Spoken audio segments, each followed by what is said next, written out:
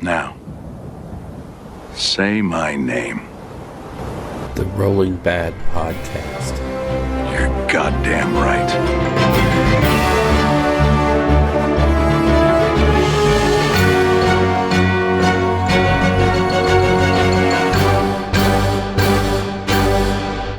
Coming to you almost live from the Hippodrome in Rio Rancho, New Mexico, it's the Rolling Bad Podcast, episode number 128. It's May 15th, and I'm your host, Bill, deadly over short distances, Castello. And with me, all the way from the Albuquerque Metro Zoo, is Josh. Hey, has anyone seen the Zookeeper alt? Okay, so the intro might be really weird sounding, but it's an inside joke. And just remember, hippos are deadly.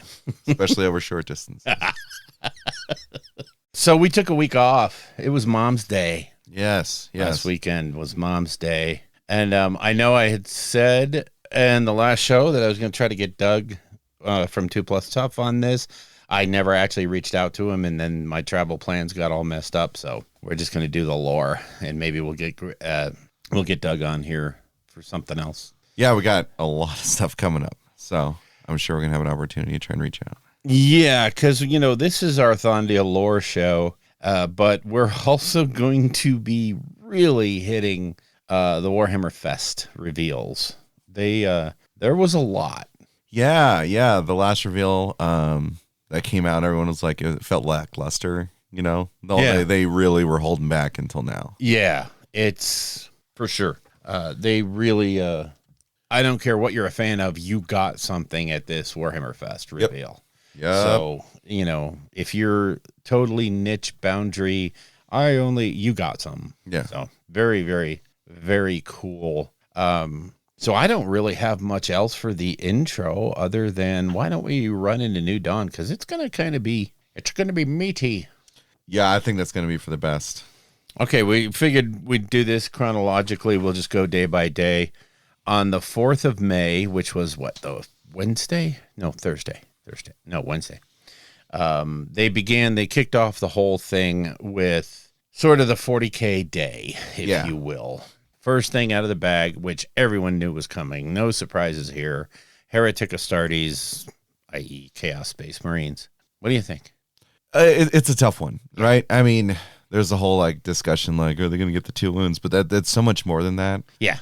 Because one of the things is that all the different tricks that that normal Space Marines had, Chaos doesn't have access to that, and they certainly need to have their own identity. Mm-hmm. And I think they're starting to slow leak some of that. Yeah. With the fact that Chaos Space Marines have a bunch more attacks than normal Space Marines do. Yes. Their weaponry setup's going to be completely different. I'm excited at what possibilities may come, but Chaos is notoriously difficult to write for in balance, because it's either going to be underwhelming or really good. And one of the comments I heard on one of the streams was that they want to make sure that Chaos they basically have different motivations. Yeah. So their focus is different. They're not focusing on, if you look at the Imperium, the 2 wound Marines and all that stuff, and the Primaris, this is all defensive stuff. This is all to better defend the Imperium. Chaos just wants to come after and kill it all. So yeah, they may not get 2 wounds, but like you said, they get the bump in attacks. They're going to get a lot of bonuses because that's what their style is. They're not different colored Space Marines. Well, I'm fairly confident they're going to get the 2 wounds. Oh yeah, I think they're going to be less defensive, some of this, because they don't have storm shields, right? They don't have those items. They're much more aggressive, and even their Terminators have just a 5-up invulnerable save, standard Terminator save, but they can't equip any type of a special shield, right? So I think they're going to be a much more aggressive faction. One thing that's really interesting is how much they're putting into cultists, right? Yes. The new cultist sculpts are beautiful, in particular the mutants and the torments. They are. Right? I mean, if you're a fan of John Carpenter's The Thing, it wet your whistle, so to speak, right? Yeah. And I'm just thinking of all the different sculpting like kit bashing that's going to be coming out of this, right? When we see what they actually do. It's, when you combine that with a couple of days from now and you see the Trader Guard coming out, the combinations are going to be mind-boggling. Yeah. Yeah. Well, one of the things I loved is they showed the shadowy picture of one of the mutant torments. Yeah. It had like the wings and the neck, and everyone's like, "Oh my god, is that the new Demon Prince?" Yeah, right? no. Well, it wasn't. But it's so much more horrific than that. Like, just the very look of them is just almost upsetting, which it should be. Yeah. And that's amazing. And I hope that there's they write in there. It's like, generally speaking, Chaos Space Marines are like definitely fewer and far between than normal Space Marines, at least in the story stuff. So I'm hoping we can have like large forces of cultists with like some very specialized Chaos Space Marines coming in to do things. And it's, even throughout the lore, they always play up on that. There's a dearth of resources for Chaos Space Marines. They don't have the access to the Forge Worlds, like the plethora of Forge Worlds. So they have to make everything count. And I think it's a good thing that they're going to start capturing that in their play style. Yeah. Which is kind of how it should be. You should be using those tools where it's appropriate, not just saying, okay, I'm going to shield with my Chaos Space Marines. And one thing that was really big that they did is that they plucked World Eaters out of the Codex. Oh my. And making them their own. So, yeah, boy. What the? Okay. So, yeah, I'm sure that was Wade Price. I am so excited for that. I mean, if you look at AOS, I will die on this hill. I think that the Khorne models, like the Blood Warriors and the Wrathmongers and all that stuff, all of those are probably the most beautiful sculpts in AOS. Do you think we'll see new Bloodletters? Oh. I don't care about that. I want new Khorne Berserkers. Oh, man. Oh, my God. I can't wait for that because I have a bunch of the old Khorne Berserkers for my Fabulous Bill list. But, God, I can't wait for new ones. And probably means Angron around the corner. Yeah. I think I'm so next excited. up is, if they come even remotely close, it's going to be awesome. I just wonder what they're going to do. Like, are the Khorne Berserkers going to be like the standard, like you have Plague Marines and Rubric Marines? Is that going to be them? And then they're going to get some like sexed up Terminators and stuff? I don't know, man. I'm so stoked for that. And of course, they also introduced the new Demon Prince. The sculpt on that is ridiculous. But I love how what they did is, in a way, sort of drew it closer to Be'lakor. Yeah. Right? Yeah. With some of the wing options and things that you have. And the overall style just kind of fits. Yeah. Yeah. And then the way they did the backpack for the 40K part of it, where it's just like a completely, chaos demonized backpack, I'm here for it. Yeah. They again, they continue to make it hard to hate them. Yeah. Because of just the great stuff that they put out and the thought that goes into every little thing on the model. And it's like, I see so many models that are just, okay, here's 20 in a box for $25, like my Stargrave stuff. Yeah. You get 20 models in a box. Yeah. They're very, you can change all the equipment and stuff, but it's all very bland. Mm-hmm. Whereas, the GW stuff, I can't, not all that stuff's individual. It's cast onto the body and stuff, but good God, when it's built, it just captures that theme so perfectly. Okay. Anyway, so much for fanboying out. Yeah. So we hit on the World Eater getting the new Demon Prince. Another, of course, the chapter approved is announced. Too much trepidation by most folks, because right now every change that comes out is viewed very differently by the 40K world. Yeah. There's the camp that says, yes, this is the best change ever. And there's the camp that's like, oh, I'm out. Yeah. And okay, whatever. You do you, guys. And of course, they touched on the Leagues of Votann again. Mm-hmm. And I'm going to cover this a little later as to what's so different about the Leagues of Votann. Mm-hmm.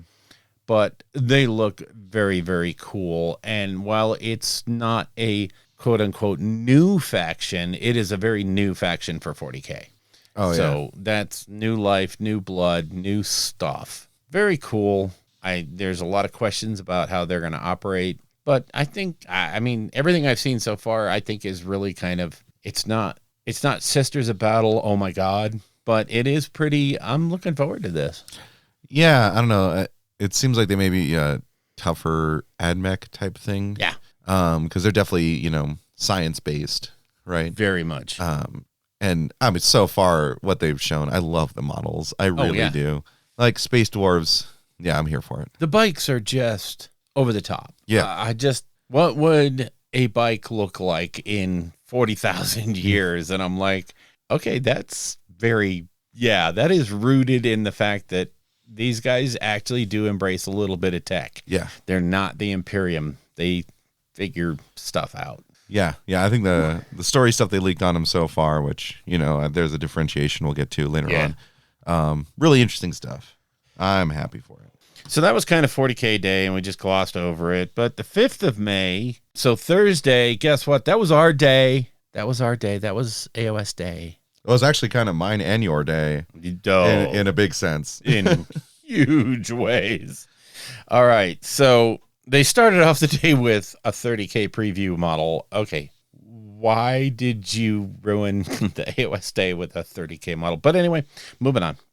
So guess who's coming? Nagash's foils are getting a book, and the Skaven, it looks like you're getting a battle tome, and they're going to roll everything into that book. No more of this. Here's Pestilence. Here's this. Everything's in one book. So yeah, and that's what they did the last time. Yeah. But, I don't think Skaven aged well as, 3rd edition has progressed. I thought they had some interesting play up front, but there's so many things that they just weren't able to play into very well, like save stacking, And they just don't. They have some amazing ability to just be super deadly, but they just die. Yeah. And you'll get an amazing first turn, and then that's it. You're gone. And it's, I can see where the Skaven players were not excited for 3rd edition. This is going to fix that.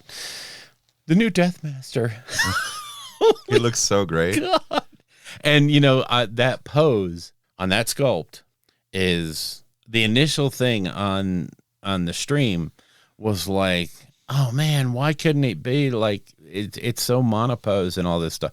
And then when you really look at it, you're like, you can put this guy on anything. Yep. He is going to have so many cool new kinds of bases that have nothing to do with the one it came with. Yeah. Oh, it's going to be fun. Oh, yeah. I'll talk about it a little bit later because the Nethermaze Skaven that came out, those guys are a little ridiculous right now. And if that's boding anything for what Skaven's going to be, well, at least Eshin in particular in the future, holy crap. Yeah. Holy crap. Yeah, this could be a golden age for rats. But, aside from the Skaven, I think we all, put it lightly, we all got a little wood too. Yeah, I'm sporting some wood. I got to tell you right now, because I have been building all those Sylvaneth models and putting together all that stuff. And then, boom, I knew this was coming. Not through any, insider. You just knew that is the oldest book. It's coming. So buying up on the Sylvaneth was kind of a plan. And that Lady of Vines, she looks so cool. Oh God. And from reading that very first book, that's kind of what I thought of. They captured kind of what came out, what I thought from that very first book. What was it? Plague? No, it wasn't Plague War. Was it Garden of? I don't know. It was the one where the Stormcast screw everything up. And which book, Bill? Oh yeah, you're right. I didn't narrow it down at all. I think we're talking about that later, are we? No. Oh, you mean Thondia? You're stupid. Yeah, no, it's I did. That's what I thought she looked like, and boom, and the Gossamed archers. They look so cool. Oh, stupid cool. And remember, I told you I was kind of going for that World of Warcraft kind of Night Fae theme. Yeah. At first, that's kind of what I thought I was going to do. I don't think I'm going down that road now. But those guys just fall right into that. So I may switch back. Who knows? I think it's so funny. Like, how are we going to make them more mobile? Well, they can fly. How are they going to fly? Bugs. Just attach some bugs to their back. Bugs. Yeah. Right. It's simple and an elegant change. and it, it falls into the lore. The other guy from what's his name? From the main book, he had that fly that carried him around, and you could use him to soak a wound. But once you used him to soak a wound, you didn't get to fly no more. Well, just so you know, it's all going to be Ferngully jokes from now on. Oh, yeah. Yeah. Oh, big time. Big time. So, yeah, Sylvaneth and Skaven players rejoice. Your moment is coming. So, then some Ogroids came out. Oh, they look so cool. So cool. It's going to be a subsection of the Slaves to Darkness, right? I think so. And I don't like them. They are beefy boys. They are going to tear stuff up. Yeah. They are going to be, I'm thinking about, that Ogroid Thaumaturge from the Warcry set. Yeah. And I'm like, oh, that's the Myrmidon. Myrmidon. Yeah. Sorry. Myrmidon. And that tears stuff up. So having the rest of his buddies, ooh, that's going to be crazy. Yeah. The Myrmidon and the Thaumaturge leading the charge. Yeah. Who knows what other hero will get for him, but I'm excited for that. They look like much better Bulgor. Yeah, it's a variation on a theme, but really well executed, I think. I agree. Then we got the announcement that I was on the verge of writing an email going, you did what I told you to do and you gave me no credit. What's up with that? Right. I couldn't get one shout out in the video. No, okay, I'm kidding. Everybody said this, but the big next banner up was, let's put the mortal back in mortal realms. So they previewed the General's Handbook and flat out said, this is going to we've been focusing on monsters for quite some time. We're now going to focus on battle lines. So you can expect to see, just like we have like Hunters from the Heartland that, does things against monstrous rampages. We are probably going to see some beefed up formations for battle line units, and maybe even I don't know what they're going to do, but yeah.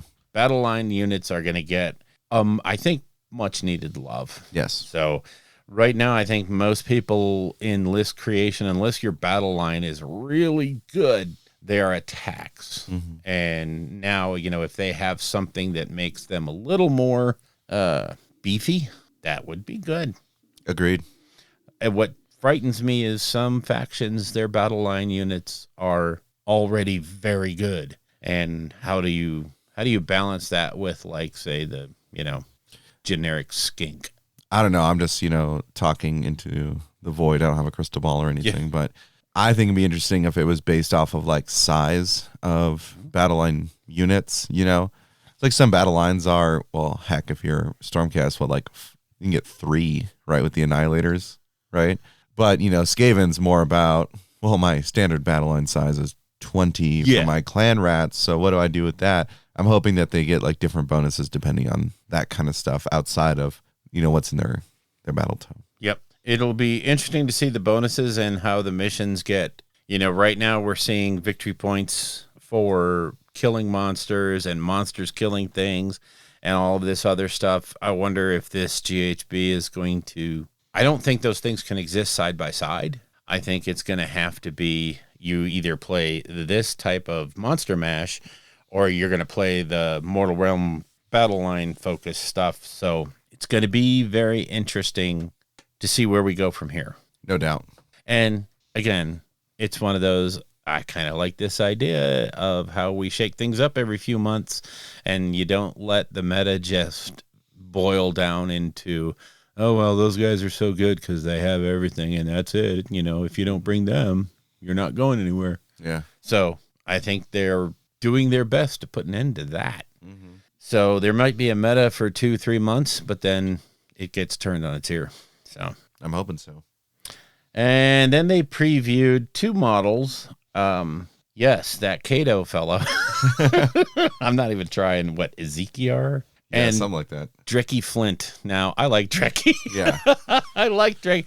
The Kato, I don't he doesn't flip my switch. Not saying there's anything wrong with him, but he didn't. But Dreki, oh boy. Dreki, my boy. Whew. Yeah, the Karajan Overlord, just the look with the shotgun, and you know, like, it's pretty cool. Mm-hmm. And we were talking about this before the show. Like, Kato's all right, you know. Like, I kind of like the whole like hand on his like giant two-handed sword, you know, that's in the sheath, but it's not anything special. I mean, he doesn't push any vampire boundaries. Yeah, you know, he sort of is in that theme, which, you know, it's the safe play. You don't really want to get too nuts because then people will expect more, and that line is pretty much finished out now. Yeah. So, but it's a welcome addition. So, yeah, you know, cool enough. And who knows what people will convert into. So, all right. So that closed out the 5th. Now, the 6th of May, which was Friday. I'm finally on track with the calendar there. There you go. All I had to do was count back from Saturday, but I'm too stupid to do that. So the Friday reveals were the box game and ancillary stuff reveals. Yeah. And again, if you play any of the side games, which I think we all do, but oh my God, what a great day. Yeah. Started out with a new Kill Team box. Wow. Shocked. It's like there's a new Kill Team box every 2 weeks, but this one looks really, I like it. It's Trader Guard. Mm-hmm. Hello. And a Space Marine repack. That was not the focus of this day. The Trader Guard made their first appearance in Blackstone Fortress. Blackstone. They made their first appearance there, and ever since people have been like, more. Well, here's more. Yeah. And oh boy. Well, the Commissar and the Ogren are literally just the repack from that. Yeah, but which Blackstone. is great because good luck finding that now. You don't find it, yeah. It doesn't exist. Right. So you're going to be able to get that. All the cool Trader Guard poses. Oh. Like, oh man, they look so cool. And then there's the Phobos Space Marines, you know, whatsoever. But, you know, terrain looks great. I think it's going to be a good box. I think it's going to be, you're going to see a lot of Phobos Space Marines up for dirt cheap on eBay, folks. Like, I'm just letting you know right now. It's, you know, crazy. I don't understand that Space Marine setup at all. Everything that's there is previous. Yeah. There's no new ground being trodden. It's like, why? There's an upgrade sprue, Bill. Okay, great. An upgrade sprue. Yay. All right. I'm going to buy a $200 box for an upgrade. Yeah, okay. All right. Anyway, but it is good, and it's Kill Team. So, yay. Next up, they dove into the Middle-earth strategy battle game, which this week, when we get to this week's pre-orders, but basically there's a lot for Middle-earth right now. And to throw out the Bjornings like they did, very welcome throughout the Middle-earth community. I had occasion to be on the Middle-earth group there on Facebook, and just pretty much overwhelmingly positive view of the whole Bjorning release. It's going to give people just a whole new thing to jump into and refresh and maybe make a new army. And beautiful models. Just beautiful model. Cue the old SNL skit. Okay, so then Necromunda came up. Yeah. Okay, and I'm at this weird place right now because Necromunda just did Ash Waste, which brings the fight outside and all this other stuff, and then the releases are Necromunda squats. Yep. And I find myself looking at, on the one side we had Leagues of Votann a couple of days ago, which are space dwarves. Now we have Necromunda squats, which are space dwarves. So how are they going to meld the two? I mean, because we know it's all going to work together. Are the squats from Necromunda just the holdovers from the old days, and they're going to meet up with the leagues and go, brothers? Or are they going to look down on them or up at them? I don't know. It's weird. Well, I could see them, in essence, keeping them separate, because I think they were trying to be very clear with this release. Like, I know everyone's calling them squats, but that's not what they are. Right. They're the Leagues of Votann. There are still squats in the universe because they didn't go with the ships, you know, when they left. Yeah. Right? And so that's what these guys are, the holdover, you know? They still look like the Leagues of Votann. Yeah. But I think they're cool as hell. And it's interesting to see the technological differences between what the squats look like. They look like they stayed in the 40K world. Yep. And they are, as pardon the term, stunted as everything else in the Imperium. Whereas you have the Leagues of Votan coming in with all this new tech. Yeah. And it's just, it's going to be a really interesting interplay. And with some of the authors, I wonder where they're going to go with this the first time a League of Votan guy runs into a few squats. Yeah. And it's like, wow, you're cute for a barbarian. Right. So, and then next up, Warcry. Yep. Okay, so you got the Horns of Hashut warband, which I really like the look of. Yeah. I was super, super impressed with those. And then you have that Centaurion monster figure. That looks like a single fig. It's not a warband, but it's probably a warband in and of itself. So Warcry gets some much needed new love. And these, the Horns of Hashut, they seem to be going back to that basics of, the original Splintered Fang, the original just war bands, and kind of dialing it back a little bit from the craziness, more into the, hey, we're just trying to catch Archeon's eye. Yeah. And they look really, really cool. They do. So they have an abandoned Warcry, Bill. I know that. It comes up every now and then. When I said that, I was like, oh, man, yeah, they've totally just let that die on the vine. And then I went and found that website and was like, oh, my God, they have everything in the world. Okay, so, yeah, I was wrong, dead wrong. So, and it's, I love to see the Warcry getting, and a lot of the player-made stuff for Warcry is just so good. Oh, yeah. And I don't mean sculpts. I mean, arenas and sort of rules for this, and people are putting out their own little campaign add-ons, if you will. And man, it's such the community is vibrant, very, very vibrant. They are. Okay. And then let's take a quick break and get some breakfast.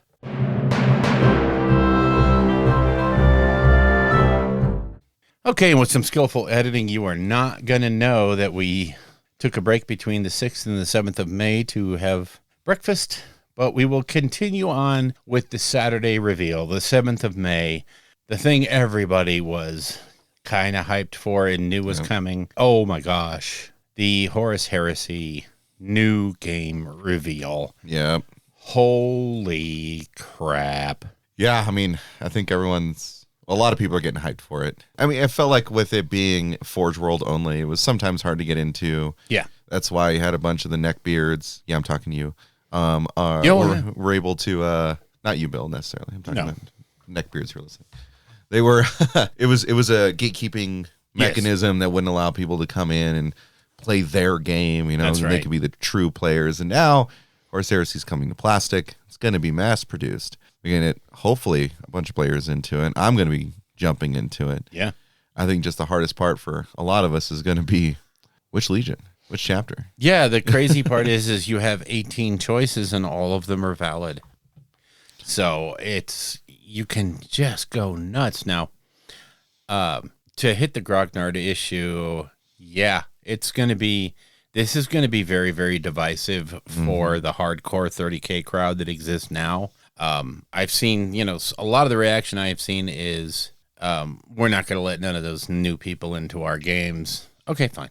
You just keep playing the version that you love and enjoy and, have fun. It's always your hobby.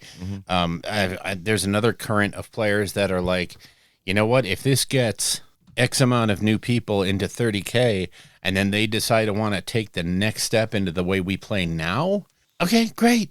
And those are the people that kind of understand what it means. We need new blood in the hobby. And especially when you're a niche inside of a niche, you always need new blood. And right now the cost of entry is too high for 30K. Yeah. It's just flat out too high. Now it's going to be, you buy a box, you're in the game. So yeah, that box is insane. There's so many models in there, and you have an army in a box, like truly an army in a box with your templates, with your book. It's all in there. Yep. Absolutely amazing, and looks like it'd probably just be a great solid starter. And then we got other information that was provided to us throughout, the reveal and stuff that The boxes of the Marines are going to be 20 deep. 20 in a box. Yep. The special weapons loadouts, you're going to get 20 weapons per box, so it's not just buy 2. Yeah. Like you'll be able to kit out an entire squad with your rocket launchers or your, whatever. I think of all the announcements cannons. on the stream, that was the one that got the most reaction from folks, is that you're going to be able to build what you read about. Yep. And not have to buy 6 boxes to make 3 units. Yep. Nope. Here's what you get. Oh. Yeah, I'm super stoked for that. Since that release, we got notified about the Sicarian, being launched. The plastic. Oh God. We got the Demos pattern Rhino, and the box itself, coming with the Land Raider Spartan, coming with the Contemptor. Yep. 10 Terminators. Like that is a beefy box. It is splendid.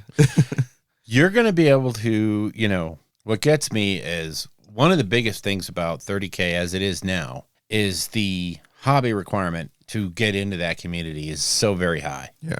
And this is where they do count rivets. And they're like, no, that shade of Sons of Horus Green is wrong. Okay, fix that. Yeah. Oh, Jesus Christ, really?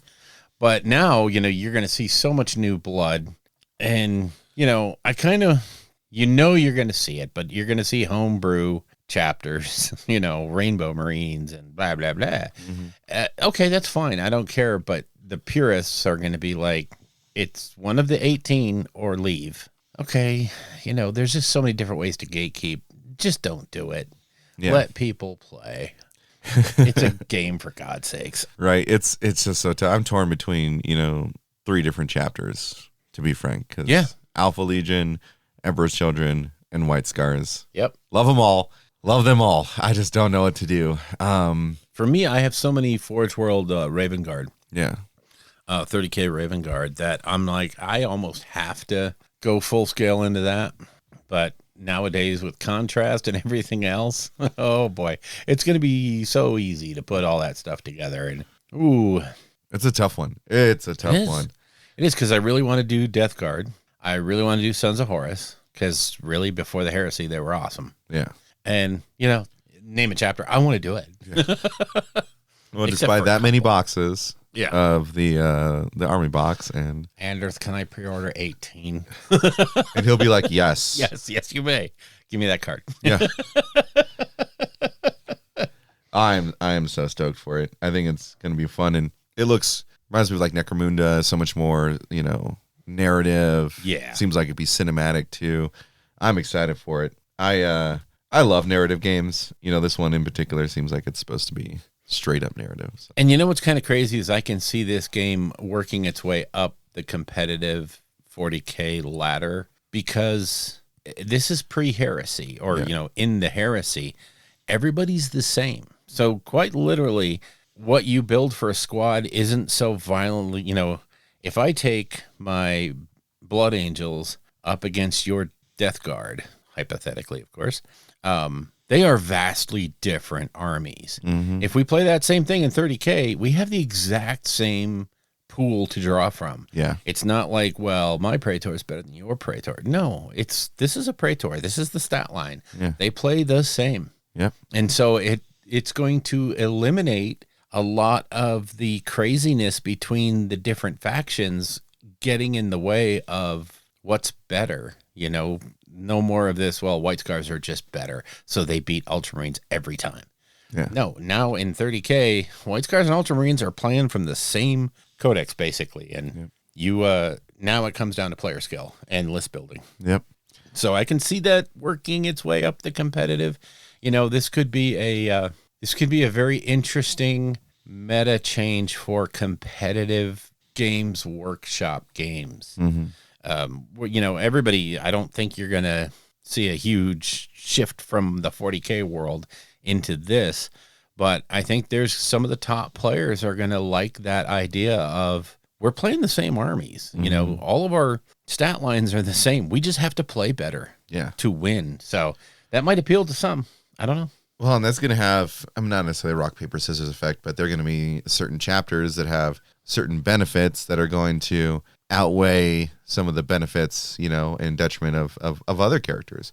not characters, other chapters. I think it's actually like a super cool concept to have that, where it's so like just based on model, loadout, and chapter, you have the different things that could either net you victory, give you a hard time. Like you said, there's a lot of tactics there. It's gonna be good. It's gonna be real good. It's gonna be very fun to watch, and I'm looking forward to it. Oh yeah, and whippy sticks too. Like 2 whippy sticks with every box. What the actual hell? I mean, I know that they're probably supposed to be used in the game, but I think that we'll probably more likely use them to just whip our opponents. But every game, every single game for the past 5 years, and I'm probably being conservative, have come out with the actual plastic nice rulers that you can actually use. And we're going to go back to whippy sticks. They must have just found, crap, we have 200 boxes of these things. We gotta make a game. Yeah, that's actually the whole basis for Horus Heresy is to get selling rid of the whippy sticks. Let's get rid of the whippy sticks, and in the meantime, let's create an amazing product.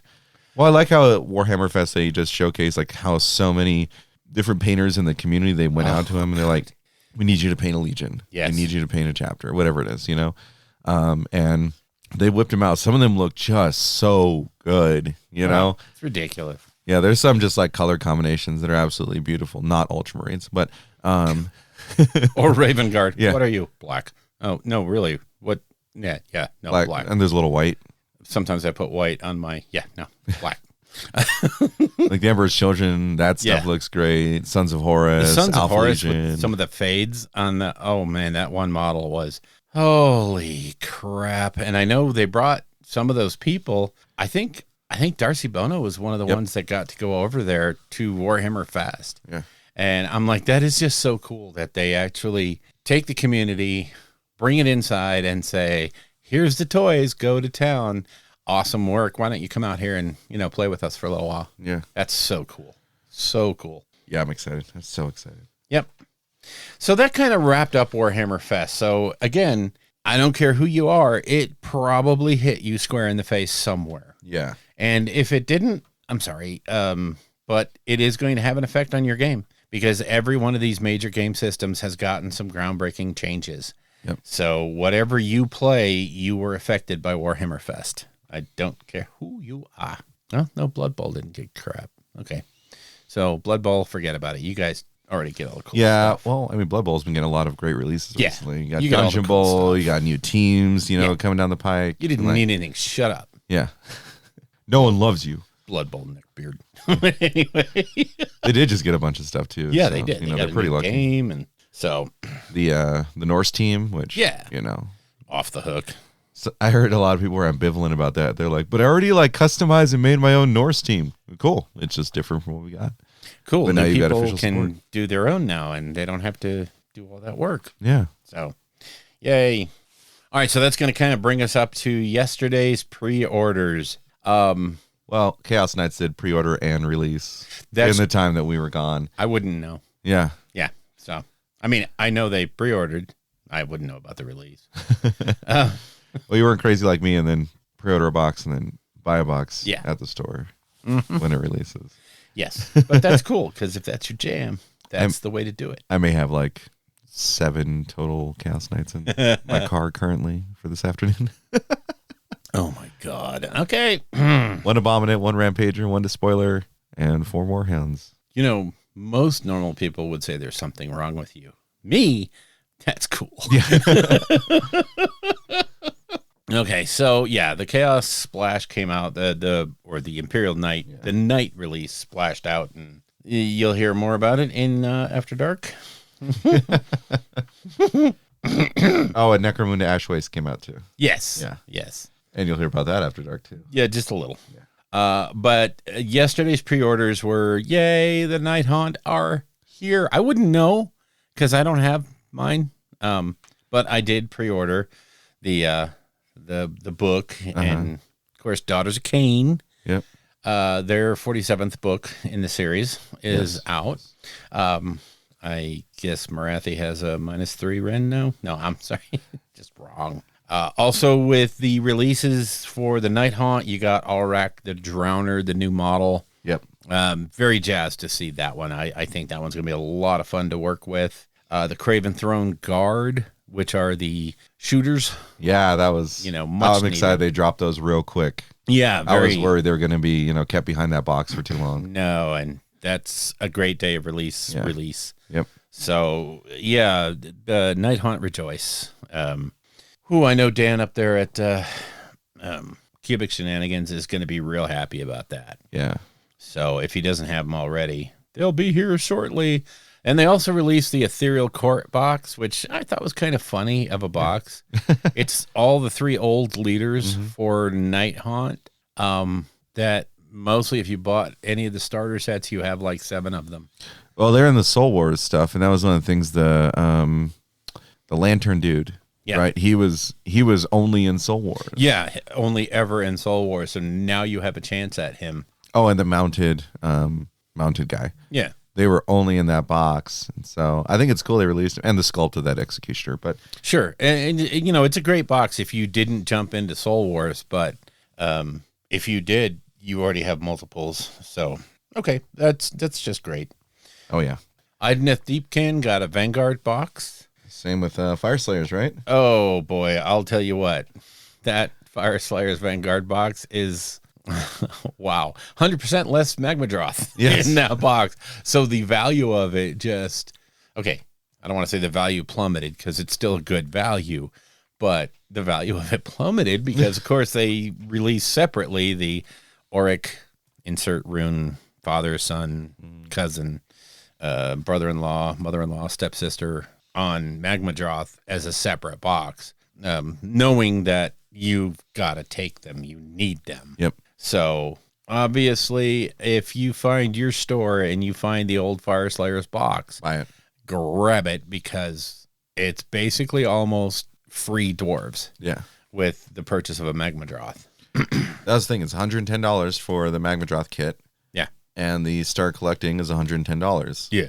The Vanguard is not. So you got free. All the dwarves were free. Yeah. So if you find that box, grab it because it's the super value. But yeah, those boxes will be available. Huzzah. So the Middle-earth strategy battle game, the Defense of the North book, was pre-ordered. Yep. A lot of made-to-order stuff for Middle-earth strategy battle game. A lot. If you need to do any catching up on Middle-earth strategy battles, now is the time. They're gonna build all these things.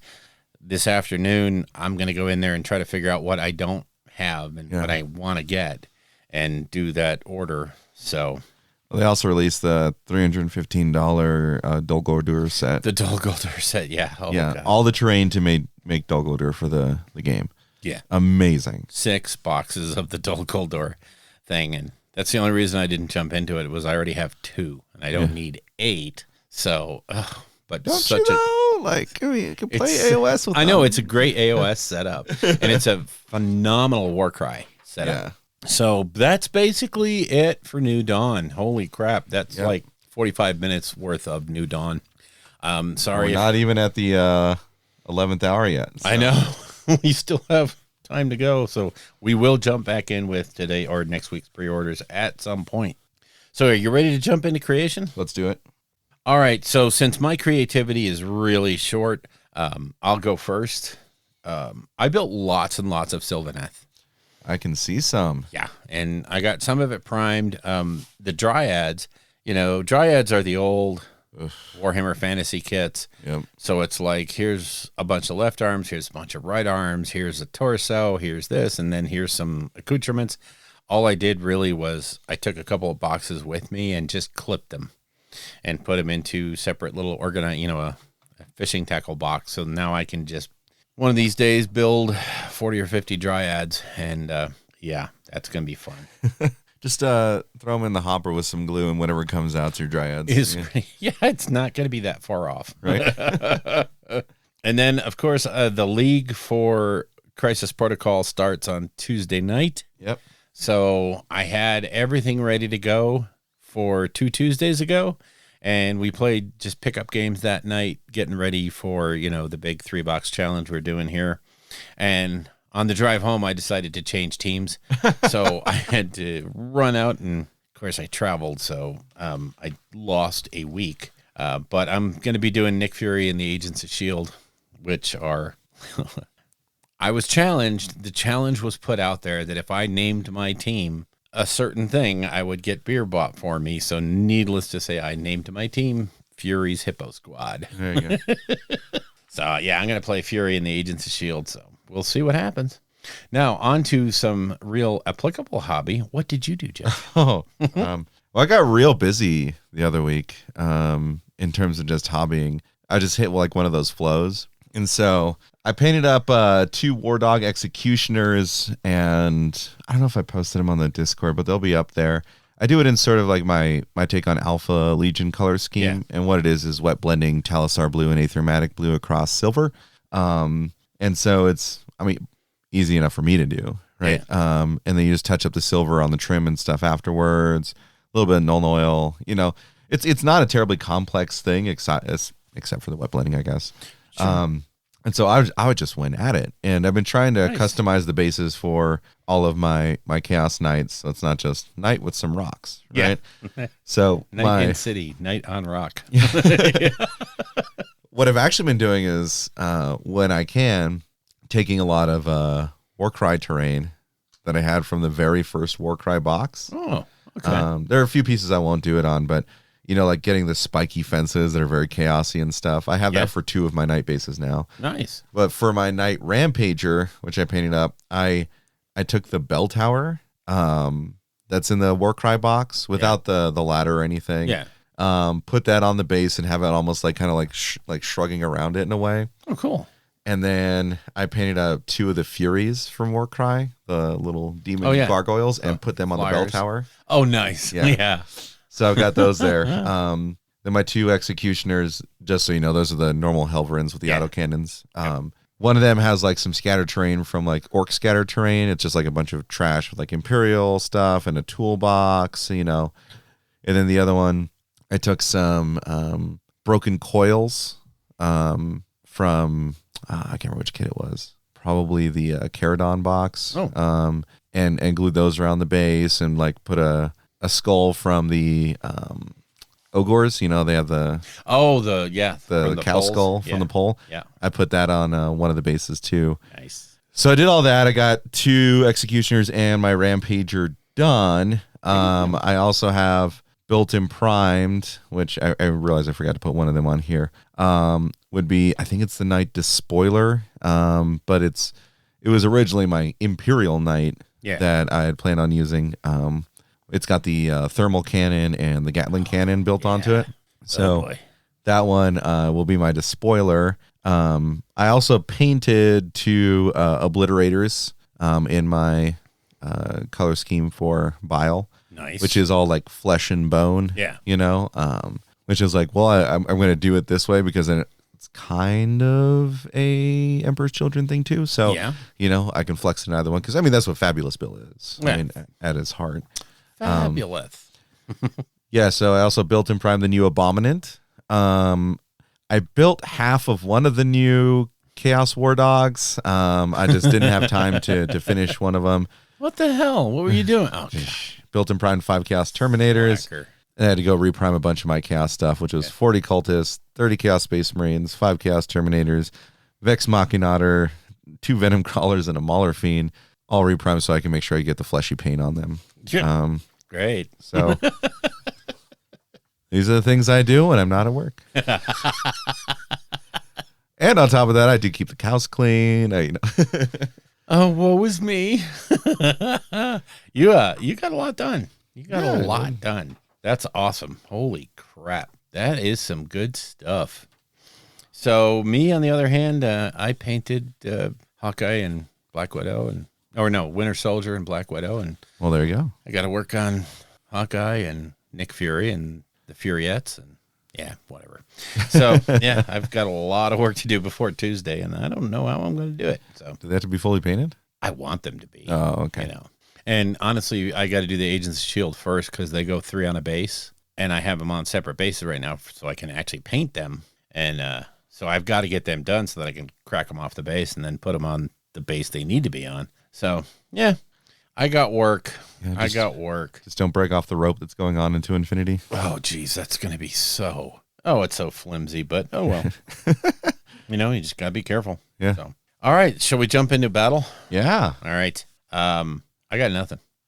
Nothing in the AOS world. That's fine. I've got some MCP stuff. Of course, like I said, we played Tuesday. Yeah. That was a really fun game. Realized after the game that I cheated, but I lost anyway. So whoops. So I hear cheaters never prospers. and they lose. Yeah. So, and that's okay. Yeah. No, actually, I used Captain America's discount to shoot a couple of things I shouldn't have because it specifically says superpowers, not attacks. And I did a couple of attacks. So Alma can beat the crap out of me whenever she wants to. So one thing I do want to touch on, I did play a couple of BattleTech games. Oh, cool. One of which was a small regular game. We took I took a command squad and a heavy squad up against the exact same loadout. And we just had a blast playing the updated rules and the new stuff. Oh, it was just so much fun. Terribly fun. Then we decided we wanted to do one of those Interstellar Operations campaign games where you just basically ramp it up to the next level. Yeah. And you're not just playing individual mechs, you're playing units of mechs. Yeah. And it becomes a very large scale. You use the exact same stuff. It's just the scale expands exponentially. And that was a freaking blast. I was like, I can't believe this thing scales like this. It's so good.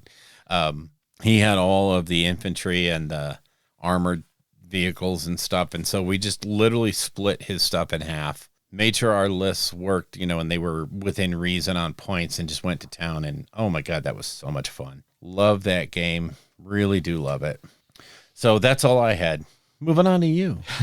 I only had one game I actually played, but I'm going to be probably setting up this evening if the wife's will entertain me with it. So one of the things is there was a big terrain blowout at the store. Yep. And I was able to spend $300 and get, 6 tiles. Nice. Right? Because there are things they don't sell anymore. Yeah. It's not even the proper size, right? But you can still use it for, if your opponent agrees, right? And so I was thinking about just running just a bunch of test games with the new knights to see all right, what's effective, what's not effective, right?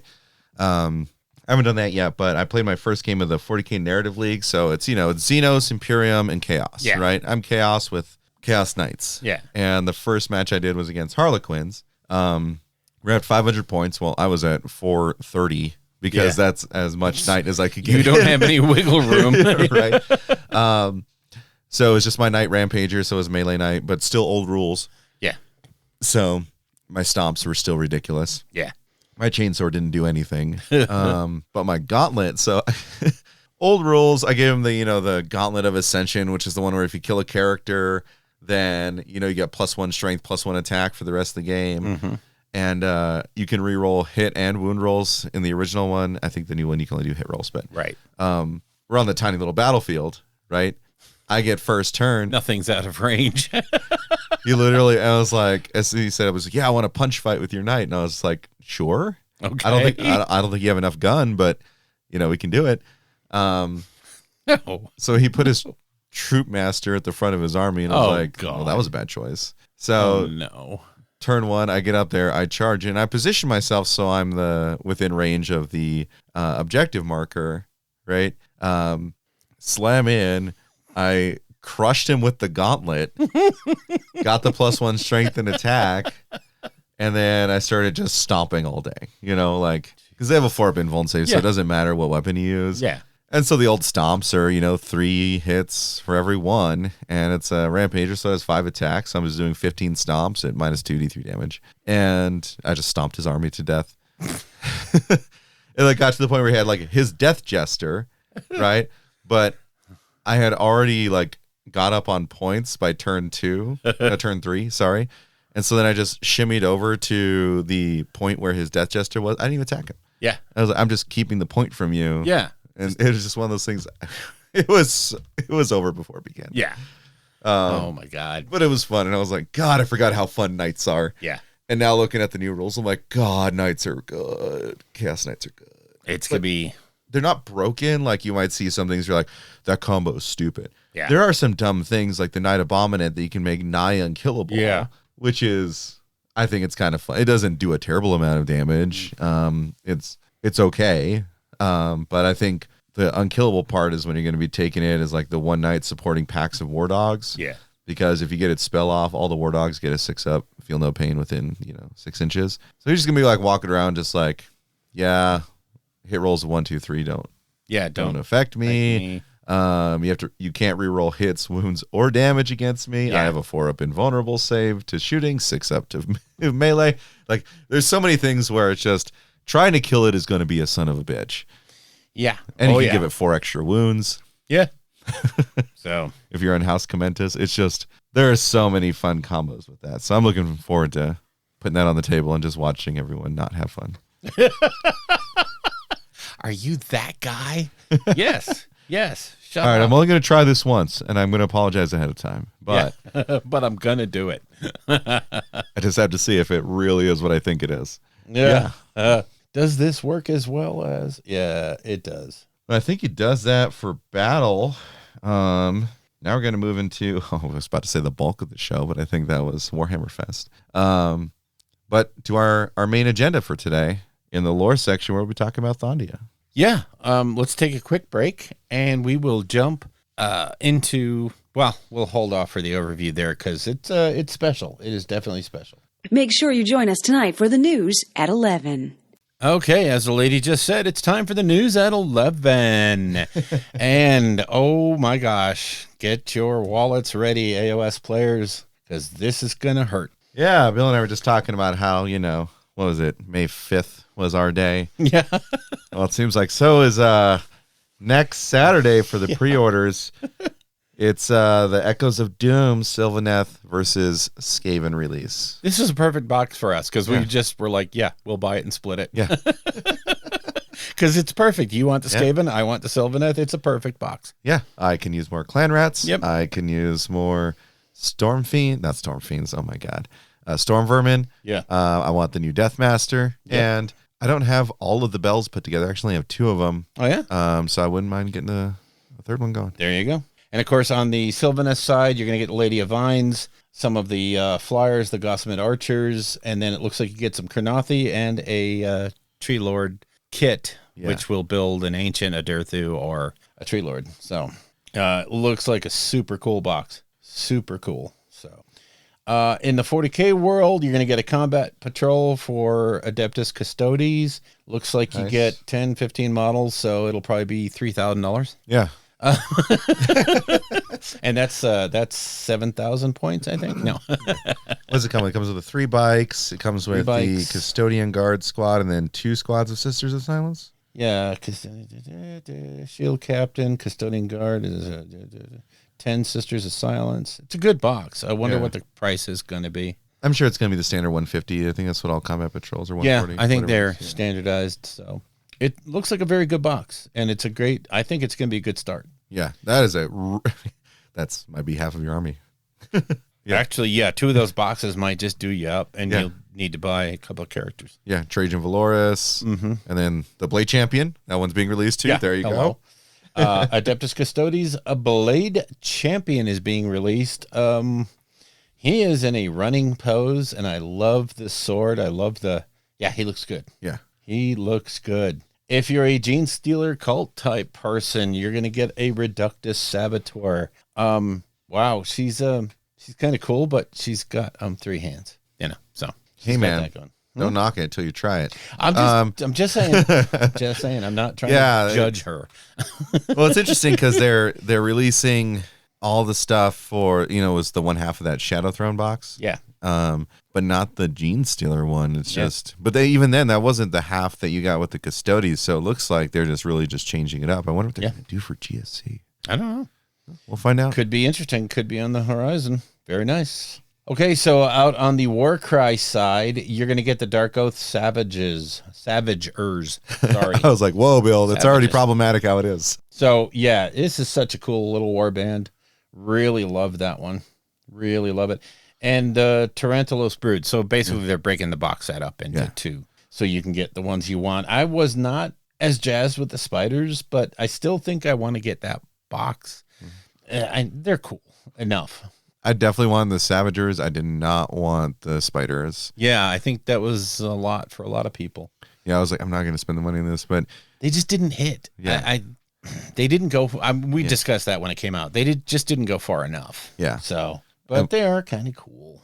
my favorite release from this Warcry stuff is they're releasing all the terrain that was in Red Harvest. Yep. We get 2 different boxes, which would make up the entirety of the terrain that was in Red Harvest. So, there's a value to it there. But I want all this stuff for like Necromunda. I want to make like a little forge and all that. Who knows? Maybe it'll figure into Horus Heresy when that comes out. Thank God it's not next week. My wallet can breathe. Well, I have to buy a Night Tyrant, so Yeah. I'm gonna do that next week. One of the things about these Warcry boxes, and just a quick aside, but if you play D&D, if you play a lot of different role playing games, those are great scenery pieces. Oh yeah. For Oh yeah. it's not just for Warcry. You can use that across all the games.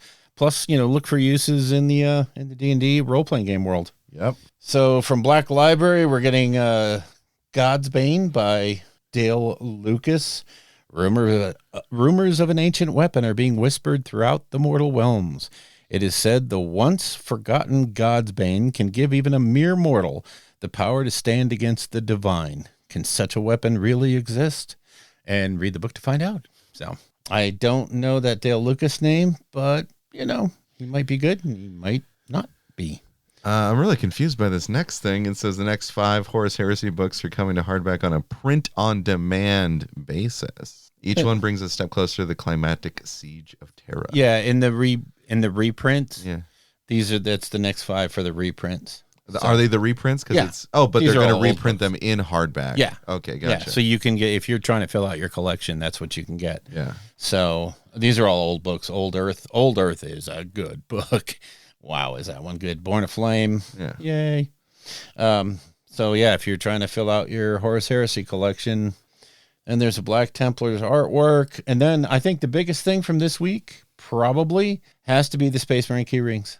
So, yeah, you can get a red, a blue, or a silver key ring. So yeah, there you go. Oh, they're releasing the Horus Heresy Model Masterclass Volume 1 in the vault. Yes, they are. That could be That's a pretty nice. really good book too. Yeah. That is a great book to have in there. Very nice. Very, very nice. They're doing verdigris for the Masterclass painting and Interrogator episode 3. Have you watched Interrogator Not yet? yet. Oh my Haven't even God, started. Bill. I know. Oh my God. It's so good. Do you like Sin City? No, of course. Yeah. It's that. It's that mood. It's black and white. It's the character's so good, man. It's so good. So I was on a reasonably long flight, and I had pre-purchased the wireless connection. Yeah. And needless to say, the plane I got on had a broken connection. There was no internet on the flight. Jesus. I was like, you're kidding me. Oh, God darn it. So, yeah, a lot of the Warhammer Plus that I had planned to catch up on got, well. Yeah, I think they're only like 16, 17 minutes long, you know? So it's not a really long investment, but and there's not a ton that happens in the first 2 episodes. They really focus on these, distinct incidents. Yeah. It's really good. Yep. So next week, Bill and I are pretty happy about that. Yeah, very. And it actually lightens our load each, since we're going to. Yeah, we get the box at half price. Yeah, Yep. exactly. I like it. And you don't have a bunch of rats floating around you don't need. Yeah, You exactly. don't have a bunch of dead wood on bases, so it works out. Okay, now let's get into that lore. Yeah. All right. I'm going to start off flat out saying, and I'll cover this at the end, I think Season of War Thondia is quite possibly the best book they have put out for Age of Sigmar since the beginning of the game. And I will, as we sum up, when we talked about last week, how amazing the Path to Glory, the narrative stuff was, how the open play was approached in such a great manner, how everything was completely flexible. You can add this piece, but not this other piece that you don't like. So you can make it to what you want. Yep. And then when we get into, we're going to talk about the lore today and why things are happening the way they are. And it's a simple lore. We're not, this is not groundbreaking. We're not pushing the story forward, but it's enough. And I think it really pushes this book over the top into probably the best thing they've released. So I don't know if I'm as jazzed. I really liked it. I felt like it was very much. I remember when I first came on the show and we were just hyped throughout Broken Realms. Yes. You know, and the energy I thought we were left with in Kragnos, I feel like it was picked up in this. yeah. Like what's saying for the realms, you know, the not just the realms itself, but like giving more character to Gur, by in fact, you know, identifying characters within Gur. Hell, they even gave us a damn map. And the map is amazing. We get a zoomed in map for just Thondia, which is pretty handy. And just some of the ideas that, like, you know, could come out of this are bonkers to me. Yes. But I definitely felt like it was same energy. And one of the things that, well, if you haven't read Dominion, right, we're going to be talking about some spoilers for Dominion, because Dominion's almost like the bridge. Yeah. And like the what Amberstone watched short story. Yeah. All of those things, like that's the bridge between Broken Realms Kragnos and this book. Yeah, the story going forward. Yeah. And yeah, if you haven't done Dominion, stop listening now. We'll wait. 1, 2, 3. Okay, you're back. So it's an amazing, the lore in this section is something that they really need to kind of use this formula going forward, because it's a lot of it is from an everyman's point of view. But then when you actually get into the meaty part of the lore, the story, they actually hit that correct mix of here's the viewpoint of the protagonists and here's the viewpoints of the antagonists.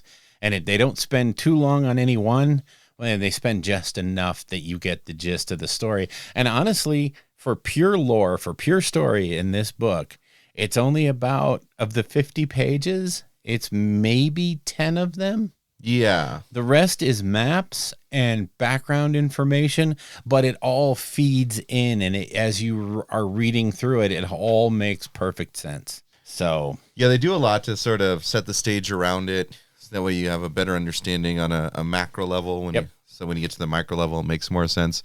And so let's maybe start with that stuff first. So, well, like, what is Gur as a whole, right? Gur is a living realm. And it is predator and prey. Yes. 100%. You are one of the two. Yeah. You could be a predator one moment and prey the next, you know? Mm-hmm. And it talks about how, like, the landscape, you know, shifts and changes, and being able to actually, like, establish civilizations has been an ongoing issue since even before, you know, the Age of Chaos. Yeah. Right? Interesting little thing about how, like, as forests spread, they have to fight the plains to actually spread and make more. It's nothing is like, oh, look, an acorn dropped and a nice tree will grow. No, it has to fight its way in. It's so good. So good. And they do this really fun, they call it History of Monsters. And if you have the book, it starts on page 8 and runs till 11. Yeah. But they go through sort of the history of how it was, like starting with the Age of Myth, and then the monsters that lived there, because it wasn't always like it was now. You know, I mean, we went through Kragnos and how, like, Kragnos and the Draconith. What is it? Which one is it? Draconith. Yeah, Draconith. The Dragruk, the dragon ogres. The people that Kragnos fought. Exactly. Gorka Morka. That's where, you know, Gorka Morka started. Yeah. Right? It's interesting, like, Gorka Morka kind of like being like the master of Gur, in a sense, the god of Gur is not about controlling Gur. In fact, Gorka Morka regularly just goes and hunts stuff. Yeah, I mean, this is a playground for him. Yep. Or them? I don't know. They're twin-headed is what they said, them. right? But You're I think right. it's probably, you know, two personalities in one. Yeah. Brutal, but kind of. Kind of, but brutal. Well, okay, fine. And so, like, there was a whole thing with the Draconith and the Dragruk, you know, where there's the big fight, and then, you know, Krondis had to, you know, summon all that power and get the assistants to shove Kragnos into the mountain. Yeah. And after that, you know, Karazai was so pissed off that he has spent every waking moment since that time just murdering anyone who follows Kragnos. Yeah. Like, he is, like, that's what he does. And occasionally he'll stop and talk to Andrasta at the end of a story, but he's otherwise rampaging around, just trying to destroy stuff. Yeah, when he's not on the table helping you, he's here in Gur just whopping stuff. And Krondis, had gone into like self-imposed exile after failing to, save his species. And so he's dealing with the shame. Yeah. Shame, the guild, Karzai's anger. He's the emo dragon. Yeah, so. he is. Yeah. So model him accordingly. Yeah. The green stuff. Give him a little, comb over. Get a little hair over his eyes. And so after, that happens, that's when, the mortals, so to speak, actually start to be able to do things, And they talk about how there's only like barely any footholds in terms of civilization, and they're generally coastal. Yeah. Right? Because I'm pretty sure that Excelsis is really the only major, is still, I guess. It was heavily destroyed, but needs some rebuilding. Yeah.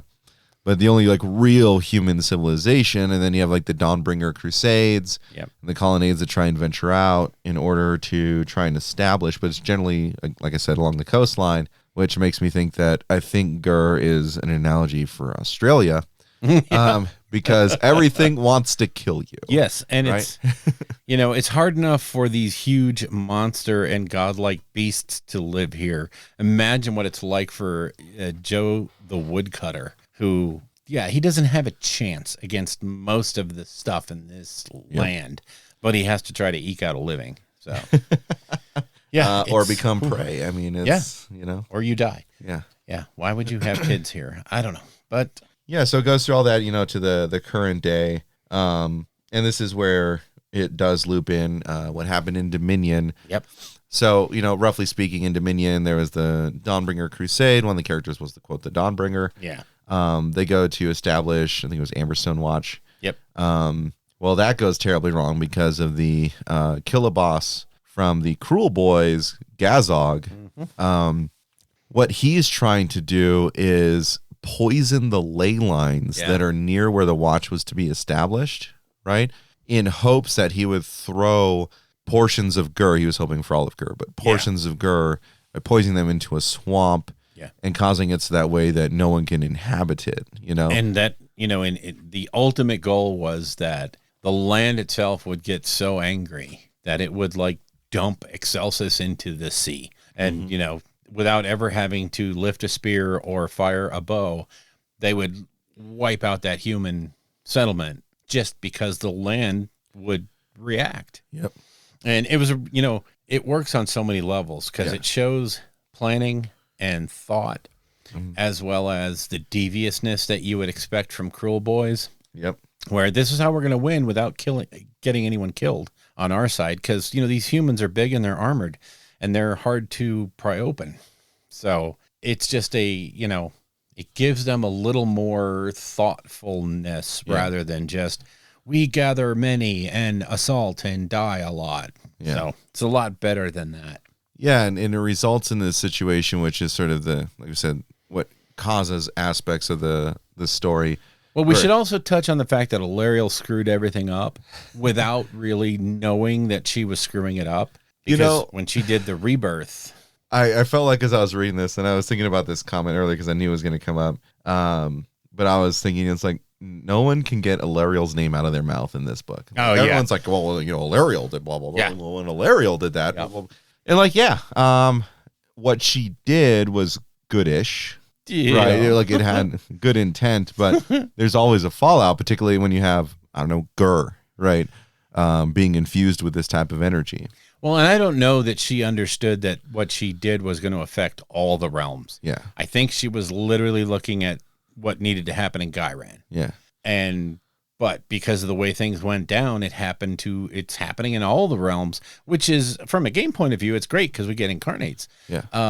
But, from the idea of releasing Kragnos to, and that was a major part of that book was Alariel's spell is what broke Kragnos out of the mountain. And now he's a thing to behold. Yep. So Gazog, what he did, what he was able to do, because he was stopped kind of, like he was partially successful. Yeah. All of southern Thondia is now called the Drownlands, a poison swamp area, right?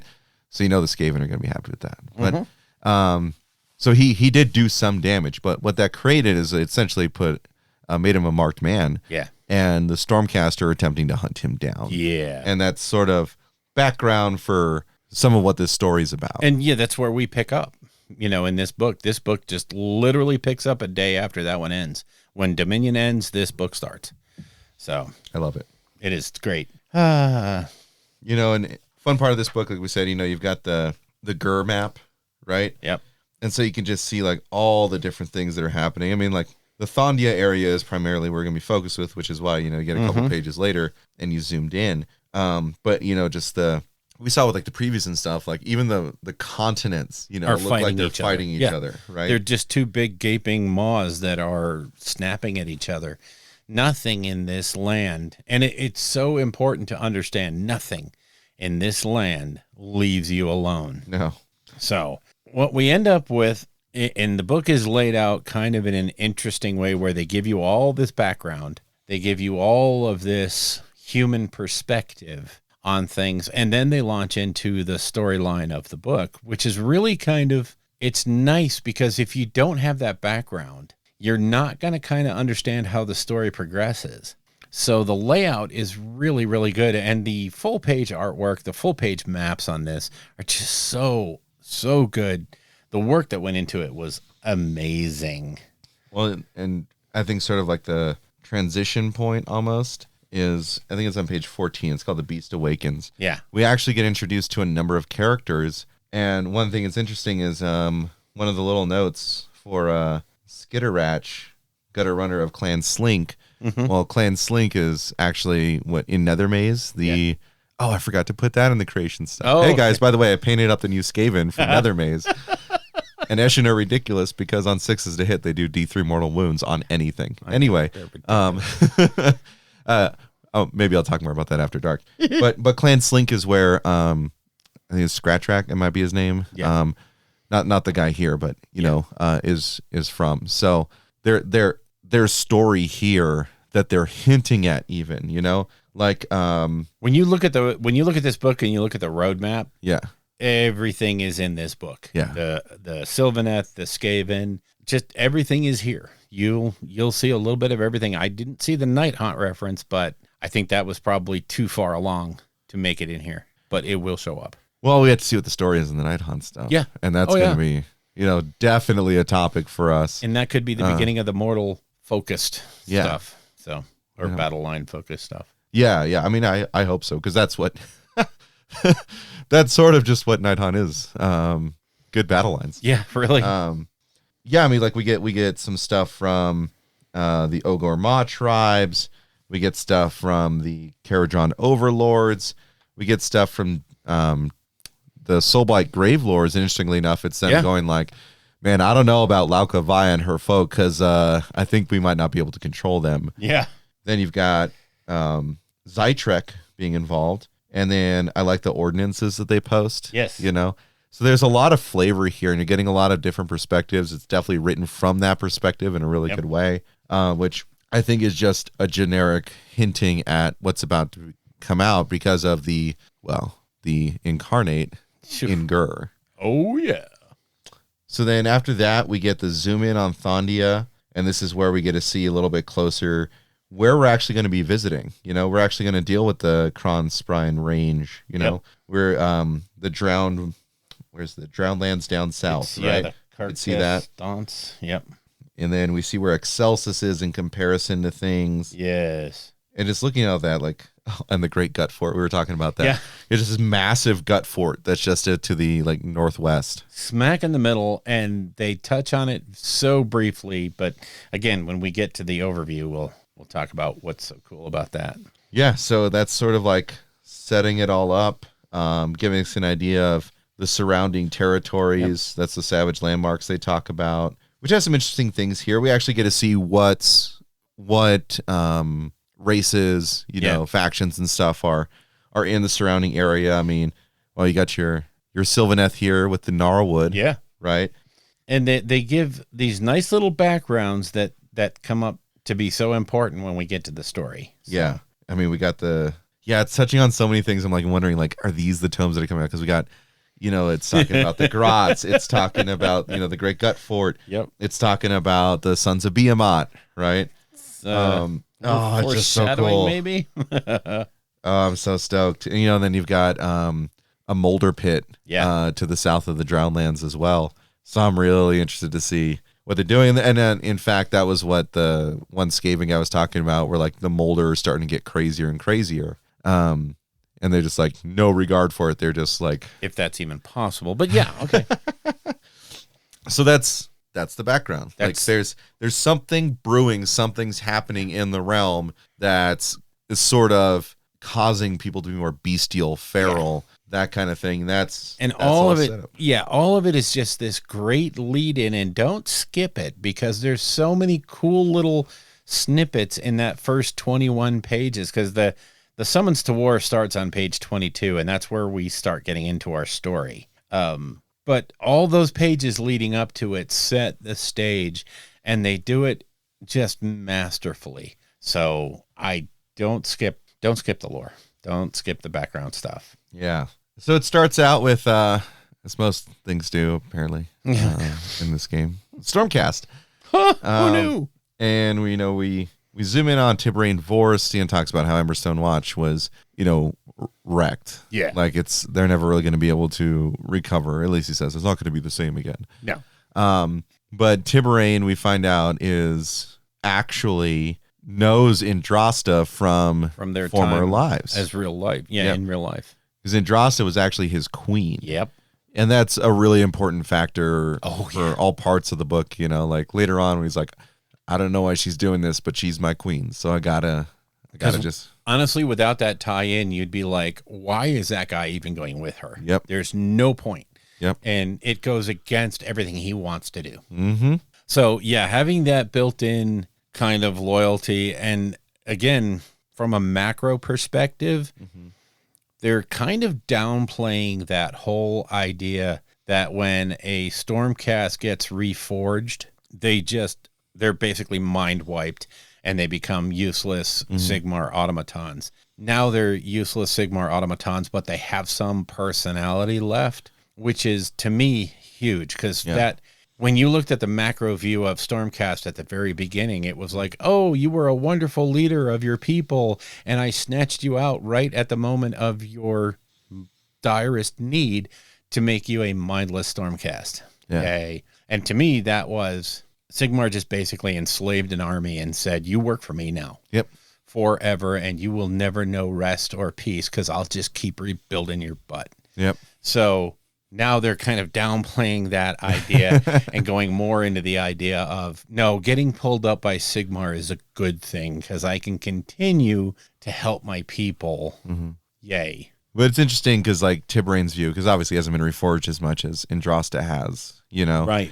Like, there's this just amazing, like, little bit here. I'm just going to read it. Like, yet Andrasta had undeniably changed, though few said it openly. It was whispered that decades of war at Sigmar's behest had hollowed her, rendered her more like the unfeeling spear she carried than the hero they had known. Like, yeah. So we still have problems with the reforging process. It actually ends up being a boon for her at the end of the story. Big time. That she's so hollow. So Spoiler alert. So, and then, Andrasta is kind of like, hey guys, so by the way, we have to go on a hunt. Yeah. Not going to tell you what it's for, but you just got to trust me. Yeah, we're going to leave a token force behind here, and we're all going to march to the mountains. Won't that be fun? Yep. And, of course, he's sitting there, and he's like, what? You know what? You're my queen. I'll do it. Yeah. And you get this shadow inkling throughout the entire thing, and they come flat out and say it. Even she doesn't know why she's being drawn to the mountains. Yep. But she's being drawn, and she knows she has to go there to fulfill her purpose. So she's going. Very Stormcast, very mindless Sigmar automaton. So then on page 24, we start to get a different viewpoint. Yeah, so this is where it shifts over to Gazog, and as they'll come in very quickly, in fact, crashing into the scene, a Bone Splitter's army led by the Wurgog prophet known as the Snorter, right? which had a funny little story that like he heard that like a magma droth's breath had fused his mask to his face. He can't take and it he had off. been raised by boars, right? Oh God. And it's sort of like the Bone Splitters ruck is just like when you think of like orcs, like 40k orcs, right? They kind of write the Bone Splitters as more like that, where they're just like they're in there for the scrap, you know. Let's do this. Yeah.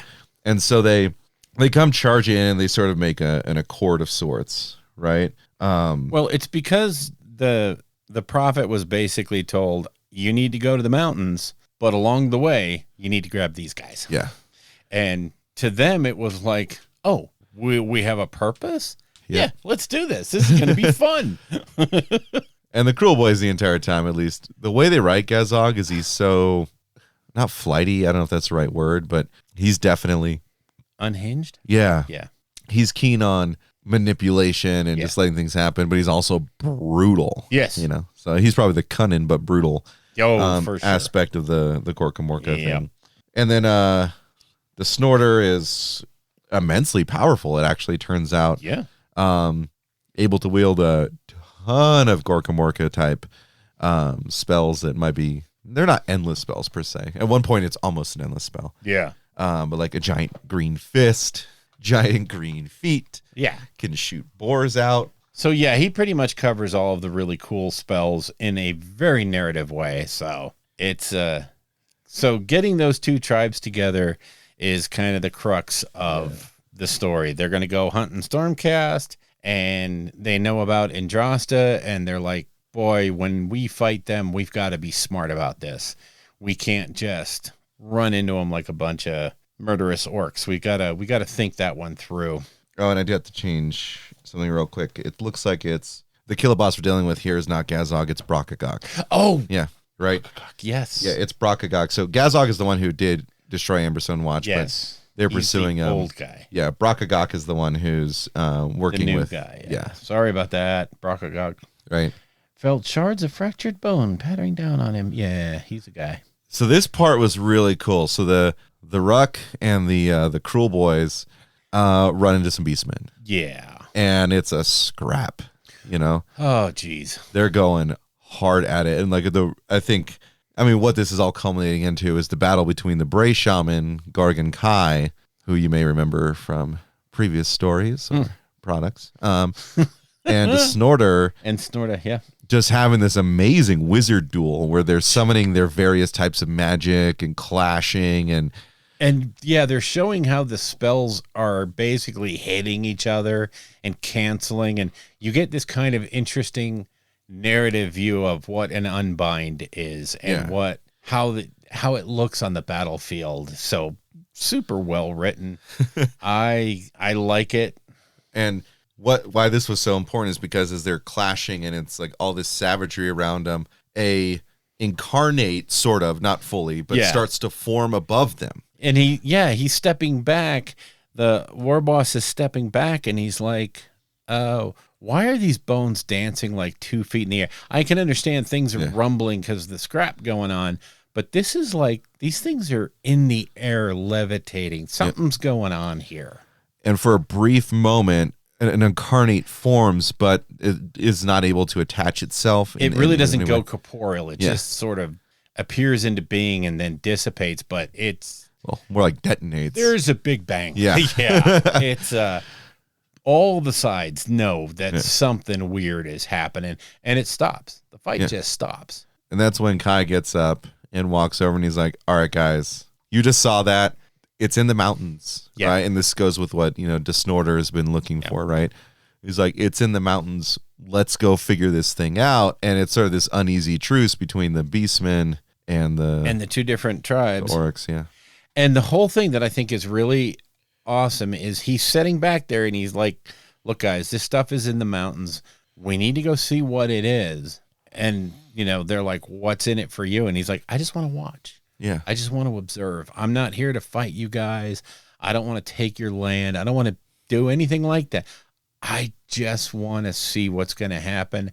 And we know there's Stormcast on the way. So let's all go do this. And so it leads into the next few pages are more background that you need when the story picks up. Yeah. Because they start now going into what an incarnate is. Yep. And so that foreshadowing of what they saw by doing too much magic in one area, they're like, okay, so here's incarnates. And if you remember back to our gameplay, the incarnates are pretty much hinged around the magic. Yeah. And the more that's going on, the more they're gonna, they eat spells. So but now we switch back to the Stormcast view.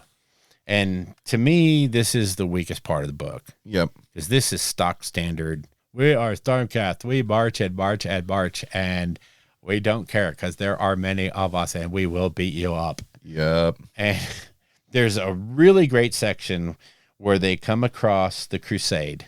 Oh, yeah, the one that's been turned feral? Yeah, they come across a Dawnbringer Crusade. Dawnbreaker Crusade that actually worked, and they're kind of shocked. They're like, they see this thing in the distance, and it's like 5 days march. Yeah. So they head that way. It's only slightly off course from where they want to go, and they come on it, and lo and behold, it's one of the Dawnbreaker Crusades that was actually, they were being literally besieged by a mob of bone splitters. Yep. Which I don't think really tied into the other group. No, they were just fillers for them to kill. Yeah. So basically, the Stormcast just descend on them. There's this like 30-minute battle, and they wipe them out pretty much, and they liberate the town, the keep. Mm-hmm. And you're introduced to the people at the keep briefly, and they've pretty much gone native. They're going feral. They have patches of fur where they shouldn't, and they have more growly voices, and they're not who they were when they left. So Gur has really affected them, or being this centralized in Gur is really affecting them. And they're like, hey, we'll give you all the help we can. We've got maps. We've got ways to get through the mountains quicker. We have all this stuff, but we're not going with you because if we leave the environs of this keep, it gets worse for us. Yep. So you're like, what the hell? If you can't live here, what's the point of being here? Yeah. It ties in later. So yeah, they help them out, and I wrote this down in my little book of notes because I'm just here to say that they tie in, and the idea of saying that some of these crusades actually worked. If you're playing narratively, this gives you such a great hook to use. You can set your entire campaign in a very small area around one of these Dawnbreaker keeps. That, okay, it was successful. They did get out there. They did sort of form a keep or a city or a town, and now they're under siege. Yeah. And you guys, and 2 people or 4 or 6, 10, 12 people could play that campaign out indefinitely because it's a great hook for me. I thought that was a really neat thing to work into it. So yeah. So this is how the Stormcast figure out how to get to the center of the mountains, which is kind of what they're headed for. And then the next chapter begins on page 34 with Blood in the Pass. So this is such a call out to the scenario in the book. Yep. As well as to all the old scenarios by the same name, because it's just the heightened stupidity of the Stormcast on display. So yeah, I mean, they're trying to get deep into the mountains, and they're in the pass, and they end up having to hold off the green skins while Andrasta rushes forward with a few of her Stormcast to try and the stop fastest moving and the most. So if there's prosecutors there with her. Yeah. Anything that can move, Vanguard forces are with her. Anything that can move fast, go with Andrasta to leave the rest of them to die. Yeah. In a great Stormcast way. Which, if you ask me, the battle scene at the very end is so good. Yeah. He just shoves that knife up his throat. Yeah. And I'm like, the only thing that he's bummed about is he didn't take him long to die. Yeah. Anyway, are you fairly confident that's Tiberine, right? Yeah. That he kills? Yeah. Yeah, because he's slumped up against the body of a Gorgon because they've been fighting the Beastmen and the Bone Splitters and the Cruel Boys and comes over. We have the common mates here. Not had a good day, have you? Yeah, I love it. I love it. Yeah. Brockagok's a dick. But you know what? He had it coming. Yeah. He had this one coming. So I'm proud of the boy. I really am. And, anytime you kill one of the stupid Stormcast, you're doing well. Right. Like, no, it's not Gardas. It's just written the same way. Anyway. I mean, they are so bog standard, and they make the same stupid mistakes all the time. You're coming up on this mountain pass where instead of being able to deploy in your or move in your normal formation, the max you can go through is 5 wide. Yeah. And you don't stop and send scouts every fucking direction, including prosecutors, to look above you, because it very specifically states that the cliffs above them are like a perfect vantage point to launch an attack. But now they just, okay, guys, form up in 5 wide. Let's go through here because nothing bad could possibly happen, right? Right. Is that a bowling ball? What? I mean, it's like, wow. Yeah. These guys are supposed to be great heroes, great leaders, great warriors from times past and the current day. And yet they display all of the tactical skill that I do in game. So, I would be the perfect Stormcast player. I mean, I'm just saying you have them. I know. I should. So now we get into the big, what the heck's going on here? Yep. So Andrasta charges deep into the mountains. And the thing is, they know they're getting closer to whatever this thing is because these Stormcasts that are with her, they start to go feral themselves. Yeah. I thought this was an amazing description in the book where like some of them like literally like drop to all fours and start loping like beasts because it is like driven so deep into them, that primal animalistic nature, and they're just charging in like that. Because she's so hollow, so to speak, right, is mostly unaffected by this crazy energy. Her plot armor is way better than theirs. Yep. It is. And really, it does, they foreshadowed it. They gave you that whole thing about she's not fully all there, so there's not a lot to work with. So, but yeah, it's nuts. And it's just, they're reinforcing that idea. The closer you get to the center of the realm, the more powerful the effects of that realm become. Yeah. And then, as you get out to the outer edges, the more free-willed it becomes. So it's kind of a neat little tie-in. And, of course, it leads us to... the last fight. Oh, man. So at this point, the Snorter has managed to manifest a Kronspine incarnate of Gur. Yeah, and this is incredibly important, not just from, the gameplay and the book going forward, talking about, and we're going to do these incarnates now, but it's also very interesting that not only did they get there first, but they also figured it out. Yeah. You're getting this more of this idea that these other factions aren't just dumb, let's go forward and kill stuff. They're actually looking toward the big picture and how do we beat up on these big Stormcast guys that just keep coming back? You kill them, they go zip, and then they're back a few days later. How do we start working that issue? Yeah, so she comes in and like it's the way they write it. I like this. It's not an easy fight for her. No, it is rough. I mean, and she said like the Stormcast and the Bone Splitters are being affected by it too, right? They are just feral. They just charge in and start smacking the crap out of each other. Meanwhile, the Incarnate, is just murdering folk, all under the control of the Snorter, right? Snorter, yeah. And like it helps him like benefit his magic so much, right? +1 to cast. Yeah. That he's able to actually like the giant green fist that he summons, like the hand. He's able to like keep it around. Yeah. She's barely dodging, barely getting out of the way. And then there's like one moment where I can't remember exactly what happened. Someone gets stunned for half a second, and then she's able to throw her spear, and it goes into the Snorter, carries him into the Amberstone heart of the Incarnate, and blows that up. Pierces the Amberstone heart, which basically causes, in one fell swoop, she did both game mechanics. Yep. Where she knocked out the bonded person, which turned it wild, and at the same time, she dropped it that one last band too. So, yeah, that's kind of a cut and dried way of saying what they said really well in the narrative. It was a master stroke, and there's this thing in there about how her spear had never let her down before.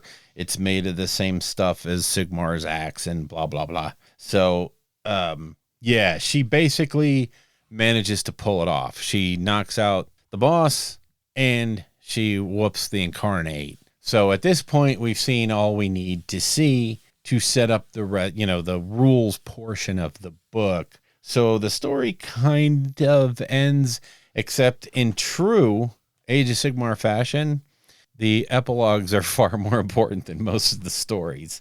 Yeah, I mean, it's as a whole, it's a very simple, straightforward story. Yeah.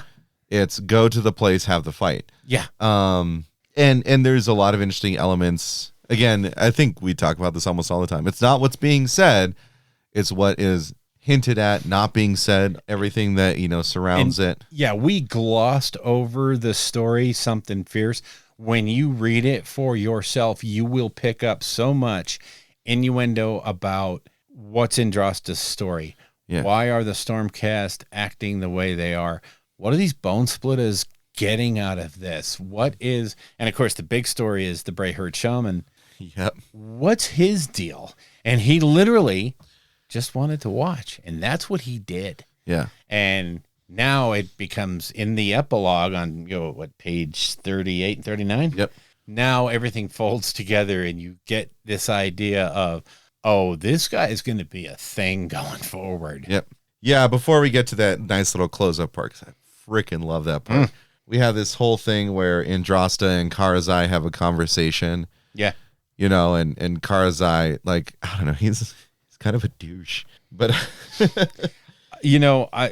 to me, it seems like Karzai is Andrasta, who is pretty high up in the ranks of the Stormcast. And he looks at her like, yeah, right, whatever. You're just another golden toad. So, yeah. So the whole thing where she's like telling him about the incarnate and how she fought and destroyed it, and she's like, it's dead, Gur is freed. And he's like, feels like a really bad action movie lines, like free. Yeah. Gur has never been free since before the man god arrived. Yeah. Like, you're like, all right, calm down, bro. Yeah. When I heard that part, interestingly enough, I had it's just one of my favorite movies. I watched Dread yesterday. And like, he has so many like one-liners that like are him being like a smart ass, right? Take her out, toss her in the deep end. It's all a deep end. Like that's what it felt like right there. Yeah. And then he's like, well, at least there's a lot of greenskins to kill, because that's just what Karzai does. Yeah, his last line, which is delivered in this very condescending manner, you can hear it. She talks about, it's killed and blah, blah, blah. And he's like, as you say, little Stormblood, for now, there are always more greenskins to kill. Like, go out and play with things your size. Let me worry about shit like this. Yeah.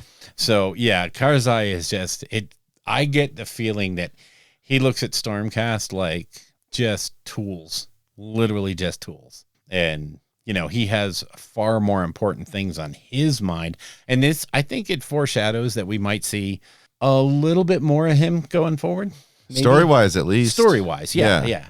I don't think, model-wise anything will change, but it's I think you're starting to see the echelons of the Stormcast and how they're, put together, and how they're just, even Andrasta is just a cog in the great wheel. Yeah. She's important, but not that important. Yeah. So she does some things, it's sort of like stay in your lane is what Karzai said. Yeah, kind of. And then, oh God, when we get back to Gorgon Kai and his sort of musings about what occurred, right? Oh. So he's limping on in, he's got the remnants of the beast herd. He makes his comment, just like, yeah, I can call them anytime I need them. I don't care how many of them died. What was important is that I saw what happened, right? And he talks about, he's part of the, or he references the Shadow Gave, right? And then just flat out says Morgur at one point. Yeah. Which was like the huge, like, punctuation, or I should say ellipses on this story, because I had to educate myself on it. The thing is, Beasts of Chaos in AOS, like, they've kind of played them a little close to the chest, let's say, in terms of their lore. It's just, they're just part of chaos. I mean, you have this shaman that can actually communicate with others and is scheming, right? Quite obviously. And then they reference Morgur, which, is... It's a phenomenal throwback. Yeah, it is a throwback to Warhammer Fantasy, if you didn't know. So Morgur is known as the Shadow Gave, or the Master of Skulls. And he was actually like an enemy of the elves. Like, he is some deep, dark chaos, right? Yeah. With an axe to grind. Literally. Yeah.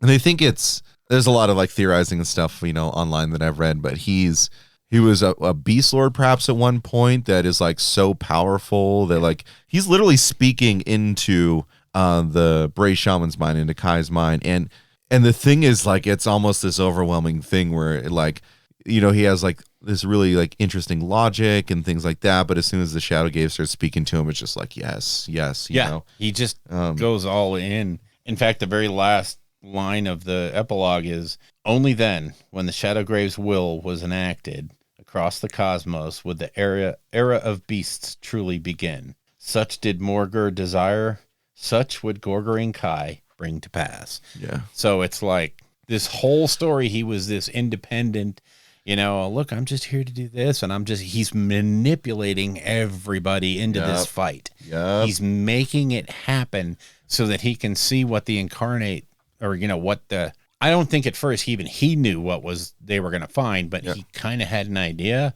And now he's like, okay, I've got all the shards. I'm taking all these little tiny pieces. Don't mind me. Yeah. I'm just doing this, and peace out, guys. I'm gone. And he's definitely working for a higher power. Oh yeah.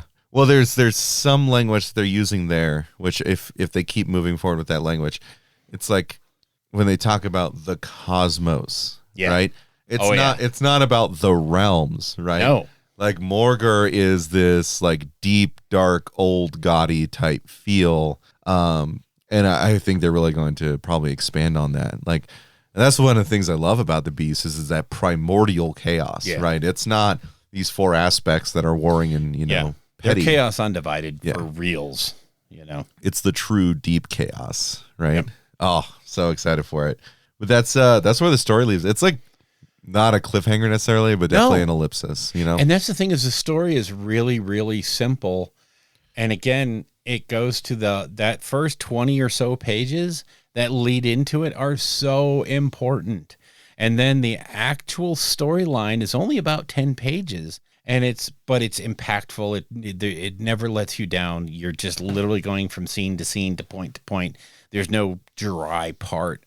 And it's really, it's sword and board porn, but the reason it's happening is the idea. It's what makes it so good.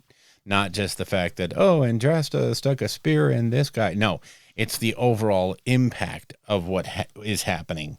Yep. So then we turn to page 42, and we alluded to this last time, but basically we start this bestiary. Yeah. Love it. And it's literally a different point of view. It is, what's the guy's name? Harolf Agravan. He's a scribe Excelsian, working for Sigmar, and he's literally cataloging the different things that he's seen on his trips in Gur. Yep. And he's giving, again, they're doing that Imperium viewpoint in 40K. Yeah. They're giving this guy's viewpoint, and I'm not saying it's tilted. I'm just saying it's his idea of Bulgors, Frost Sabers, Cockatrice, Stegodons, Carnosaurs, blah, blah, blah. We could go on for pages, and each one has a nice little line art drawing, and then he's going over what they think of these monsters. And as you read it, and as a narrative player, you're like, oh my God, I never thought of that. Oh, that's wild. These guys must really freak out when they see a Carnosaur, or when they see the Fellwater Troggoths. What are they thinking in their heads? Oh my God. Yeah, and I think it expands on some things we didn't really consider, like Fellwater Troggoths. Like you see their models, you're like, okay, that's whatever it is, But like, he has an entire page devoted to these guys. Yeah, and if you didn't play Warhammer Fantasy Battles and you didn't know or had read that book, you wouldn't know what a Fellwater Troggoth really was. Yeah. Now all of a sudden, this is a catch-up for you. And, for the brand new stuff, the next page is a full page devoted to the Corpse Ripa Volcha. Yep. So if you didn't read the Bone Splitters book, or the Auric Motribe, yes, that book, you wouldn't really know much about them, but you can play catch up here. So really, really good stuff. And then they have stuff that hasn't been mentioned before. Yeah, like the one thing I find truly terrifying in this bestiary is the Itcher Moss. Oh, it's so gross. You loved that disgusting. the first time. Yeah, I know. I brought that up last time, but it's so gross. It is. It's so gross. Gross. Oh, I can't stand it. It's awesome. Yeah, it's like moss that melts your flesh, essentially. Yeah. It's good stuff. Yeah, like you have like a lot of really cool things in the bestiary, and I encourage you to read through it. We had talked about yesterday, Bill. Since we're going to do our inside joke opener, about which beast in here you think is the hippo of Gur. Oh, that's a hard one. Hang on. Oh man, I got to get back to it because I had closed the book. All right, the hippo of Gore. Golly gosh. I tempted to go with a Thondian flathorn. I mean, because stegodons we know, carnosaurs we know. They're not really hippo-like. Bulgurs, well, that's just not fair. I'm going to go, I would have to go with the Thondian flathorn. That's exactly my thoughts, too. It's one of the few things in here that's truly like a vegetarian. Yeah. Right? Yeah. Not vegetarian, but, herbivore. Herbivore, yeah. And, it's talked about how, like, they've been hunted and stuff like that, but the thing is they're almost, like, immune to damage. Which, reminds me of hippos, and they will just crush you if you're not careful. So they are all but inured to pain. Yep. Yeah, and the drawing of the Jabberslythe in there I thought was super cool because it is not at all like the model. No, especially the tongue coming out that has a hand at the end of it. Yep. That's messed up. Nightmare fuel. It is. It really is. Bestiary is pretty good. I like that they did that, I'd like to see more of those things so we can learn a little bit more about all these different creatures we run into. And yeah, the beauty of a lot of this is the throwbacks to the old world are fully fleshed out and explained, not just, if you weren't playing fantasy battles, you're lost. Yeah. It's no, we're going to bring up this guy Morgur, and we're going to give you everything you need to know about him in the present day, or, everything that is known. So that's a really good approach to it. Gives you a little bit of throwback for the people that were around all those years ago in the dead game system that sucked. I'm sorry, did I say that out loud? Wow. But it gives you some grounding in the fact that a lot of this stuff has roots in what happened before. Yep. All right, so overview. I want to start off, if you don't mind. Go ahead. I mentioned this last time about incarnates having, I think they may end up being a replacement for endless spells. The endless spell mechanic is just crap, and it doesn't work well. I think incarnates work very much better and could be a lot more fun addition to the game than endless spells. I think the endless spell day is over, and incarnates give you a perfect answer to endless spells. They just eat the damn things. Yeah. And, you may know it, but you may cast it and find it just goes away to an incarnate. Yeah. And now the incarnate's after you because you're an idiot.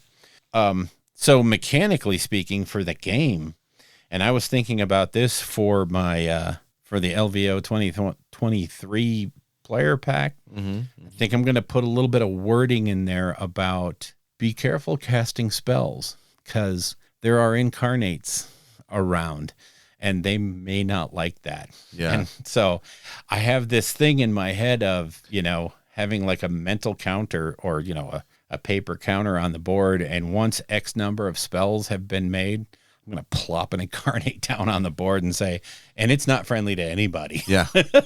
Just to spice things up. So, the way this book is written, it gives me the perfect excuse to do that because this is a mechanic that is in the book. So it was just kind of a neat little thing. And it just triggered this idea for the next narrative at LVO. So I think a cool aspect of that would be too, is even if it's unbound, right? Because that was sort of what was happening with Gorgon Kai and Disnorder. Yep. I think like man, I don't want to cast too many spells because then I have to deal with an incarnate and who knows where it's going to show up, And if something like that ever made it into the actual roles, can you imagine what Lumineth and Teclis and there's some factions that could be seriously impacted if every spell made a counter go up for the potential wild incarnate coming out, unbound incarnate. So particularly if it would beeline towards the nearest wizard. Or that would be really, really bad. It could be the answer to, Seraphon just, hey, Croak's flinging spells like no tomorrow, or Nagash is flinging spells like no tomorrow. Guess what? Yeah. That one hurt. Yeah, the incarnate's coming for you now. Yeah. So interesting ideas, and they've left it open. They leave it to your whims right now. Mm-hmm. Mm-hmm. So the story itself is, I'm not going to say uninspired, because it's a really well written, tightly packed, no downtime narrative story. Yeah.